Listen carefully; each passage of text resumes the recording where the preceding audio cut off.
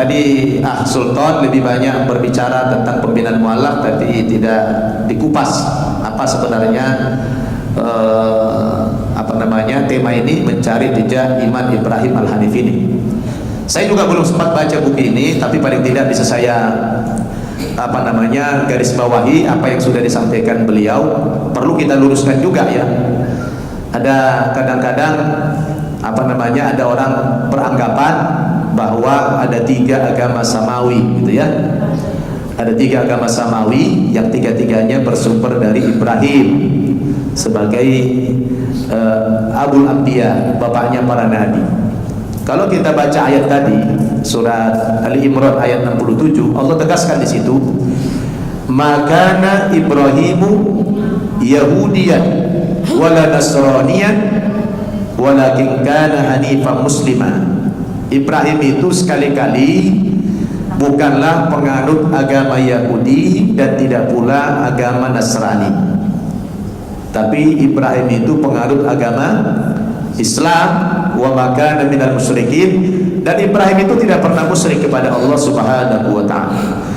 Kalau kita belajar di perguruan tinggi, ada namanya jurusan perbandingan agama.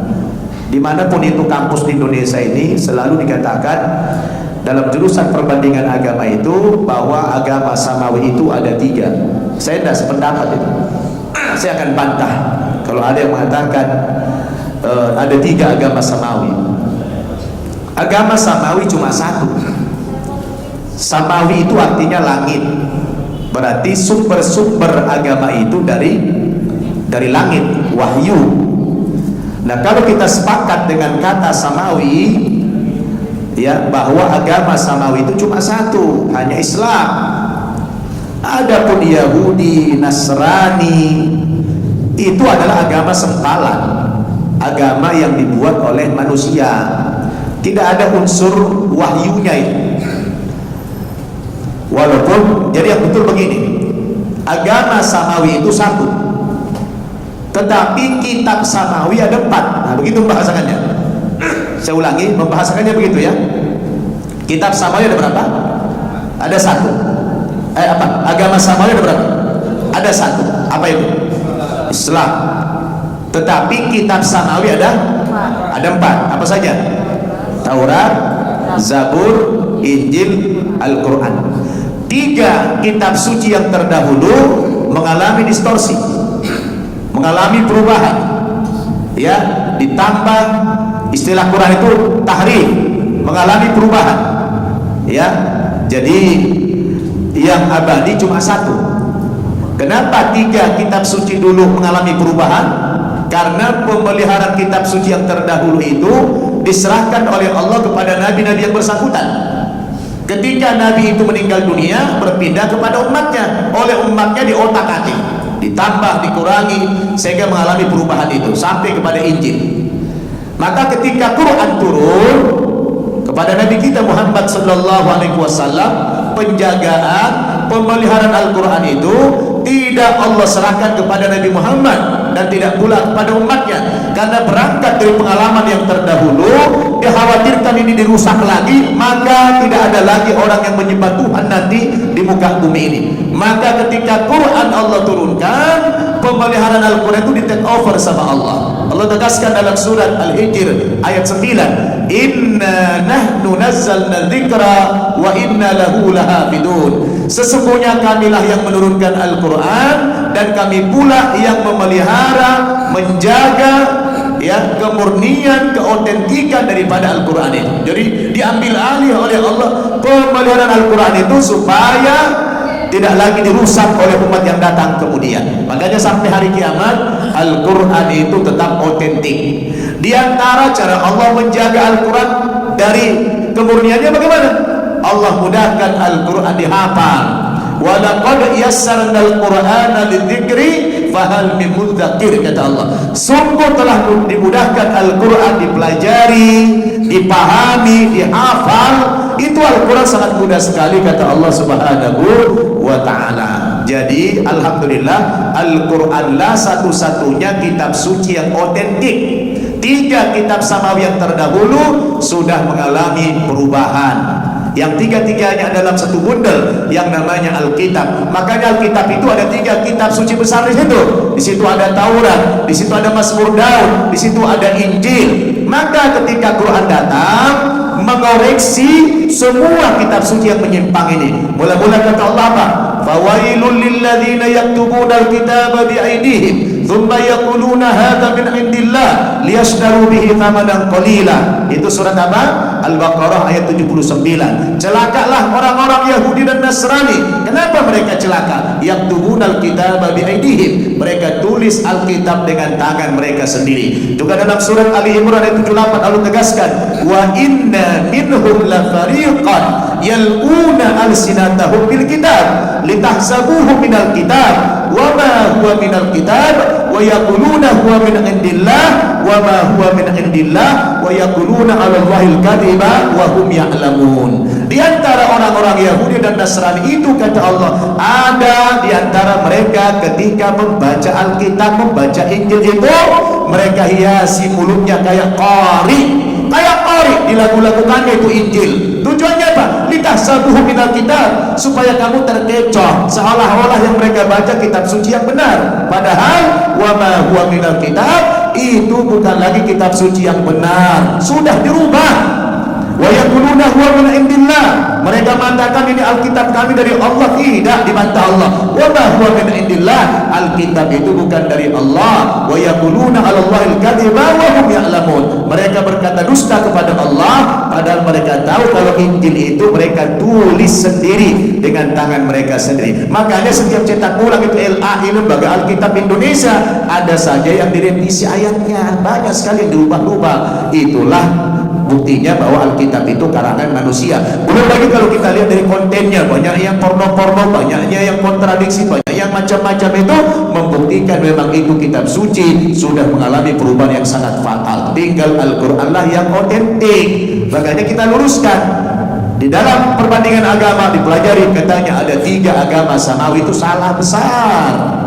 Agama samawi cuma satu dari zaman dulu Allah turunkan, inna dina indallahil Islam. Kemudian kata Quran tadi, maka Ibrahim Yahudian wa Nasraniyan, Ibrahim bukan penganut agama Yahudi, bukan penganut agama Nasrani. Dan jangan sekali-kali disandarkan kepada Ibrahim itu dia seorang Muslim. Ibrahim tidak pernah mewariskan yang namanya Yahudi, itu karangan orang Yahudi dan orang Nasrani. Saya harus balap nih di speednya ini ya, karena saya hanya sebentar saja. Oleh karena itulah sekarang ini Bapak Ibu, bicara tentang pembinaan mu'allaf ini memang kita memerlukan sebuah skill ya, skill.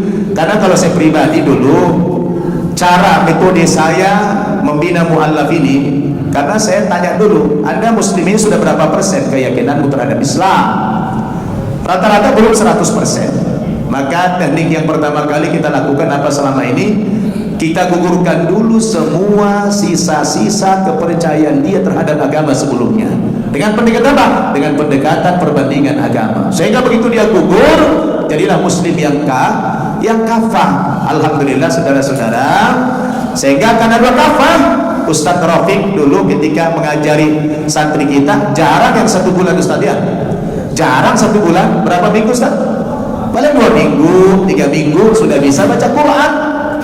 Berapa banyak dulu santri-santri awal Ustaz Rafiq yang ngajar baca Quran sama Ustaz Hidam, itu udah sampai 1 bulan santri kita sudah lancar baca Quran. Bahkan kita ultimatum Ustaz Rafiq ya, yang tidak bisa baca Quran sebulan kita keluarkan dari An-Naba. Apa yang membuat mereka terhalang sulit membaca Quran mudah adalah kalau tidak 100% muslimnya, tidak kafah muslimnya.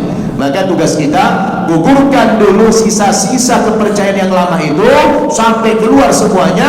Akhirnya dia menerima Islam satu-satunya kebenaran. Setelah itu baru dia mudah menerima pelajaran-pelajaran Islam itu. Nah, yang luar biasa saudara, santri-santri kita ketika sudah pada pulang itu mereka nggak dakwah, nggak ceramah. Tahu-tahu saja dengan jilbab yang panjang-panjang gini kemarin, jilbab panjang begini. Santri kita pulang ke Kupang, beberapa orang saya naikkan kapal laut, 1 minggu di kapal laut. Pulang-pulang mereka membuat orang-orang tua di sana terheran-heran. Orang itu dulu pakaiannya apa? Celana bupati, bajunya Sekmilda. Apa itu bupati? Buka paha tinggi-tinggi. Seguilda, sekitar wilayah Dada. Tahu-tahu sekarang setelah Muslim berubah total. Akhirnya orang-orang tua di sana memanggil anak-anaknya, anak-anak, kamu kan juga mabuk, tukang begini. Kamu lihat tuh anak-anak, teman-teman perantau tuh sudah bagus-bagus akhlaknya.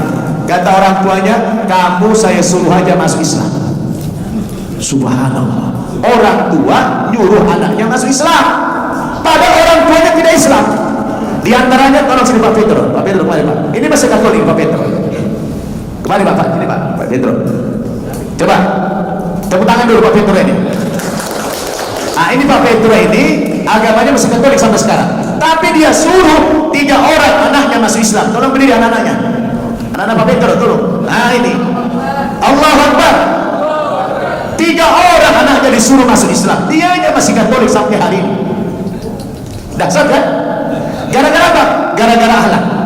Ada lagi yang luar biasa, Pak Alfredo. Kemana Pak Alfredo? Kemana Pak? Ke depan. Coba. Pak Alfredo ini lebih unik lagi. 2 tahun yang lalu beliau serahkan kepada saya anaknya 4 orang masuk Islam.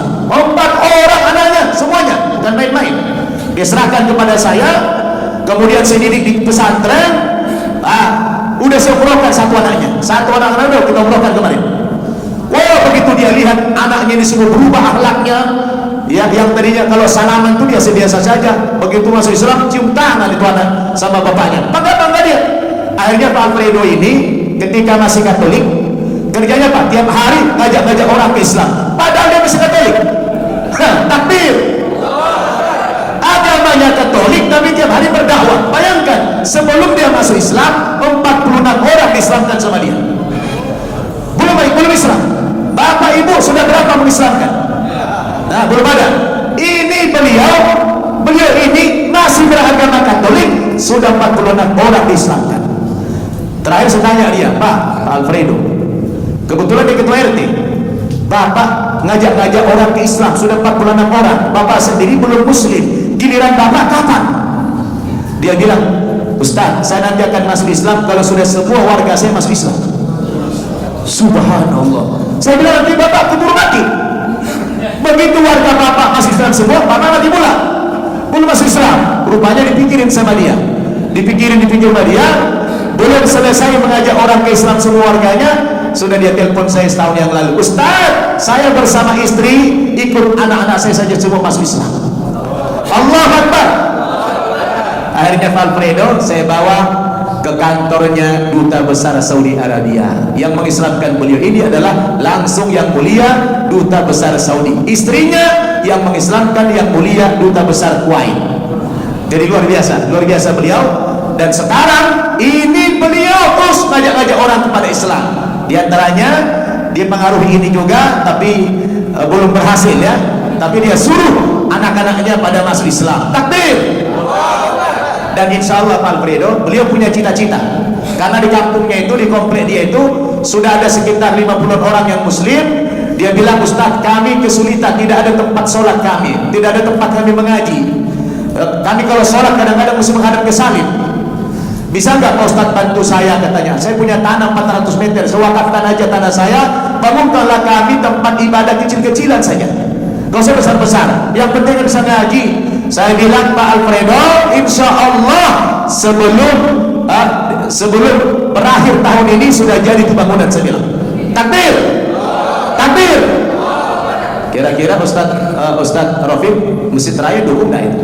Mudah-mudahan. Jangan mudah-mudahan. Ustaz Usman harus dijamin. Kira-kira mesti terakhir dukung nggak itu? Kita pastikan sebelum berakhir bulan ini, tahun ini sudah jadi. Budgetnya saya anggarkan 250 juta. Kira-kira siap tak kita dukung? Siap tidak dukung? Saya belum ada uang, tapi saya bilang, Pak, ingat itu Alfredo, sebelum akhir tahun ini sudah jadi itu bangunan. Saya tidak tahu dari mana uangnya. Pokoknya jadi aja lah. Takbir. Allah Akbar. Silakan duduk Pak Alfredo. Nanti aja. Nanti kalau mau nonton videonya lihat di Andaba TV di YouTube ya. Jadi iri kita kan? Iri, waktunya sudah habis kemakan. Jadi demikian, jazakallah khair. Mudah-mudahan ini yang 7 orang ini, tolong berdiri lagi yang 7 orang.